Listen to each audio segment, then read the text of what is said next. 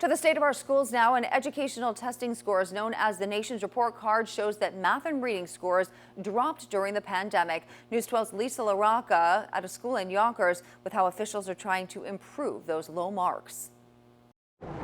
Many predicted the pandemic shutdowns were going to cause setbacks for students, and now we have a better idea of just how much makeup work has to be done to get them back on track. Chastity Jackson is a fifth grader at School 22 in Yonkers. When asked how she did with school during the pandemic, her answer is one we hear from many students. I really didn't pay attention on the screen and stuff. I just didn't understand it. The National Assessment of Educational Progress, also known as the Nation's Report Card, released new data that shows U.S. math and reading scores are going in the wrong direction. According to the report, the average math score for fourth graders was 5 points lower than it was in 2018. Eighth graders saw their math grades drop 8 points. The findings are based on standardized tests that were given the first 3 months of this year. Chastity's grandmother isn't surprised by the numbers. During the pandemic, everything happened. Kids was out of school, they weren't learning, and now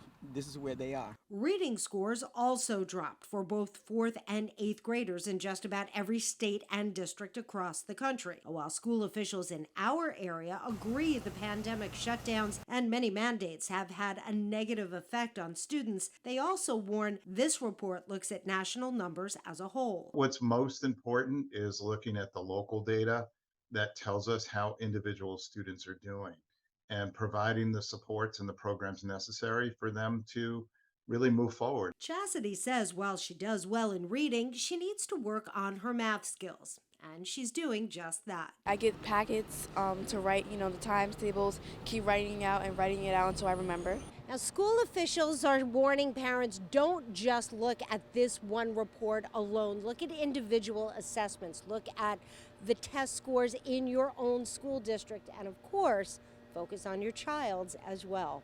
We're in Yonkers. Lisa LaRocca, News 12.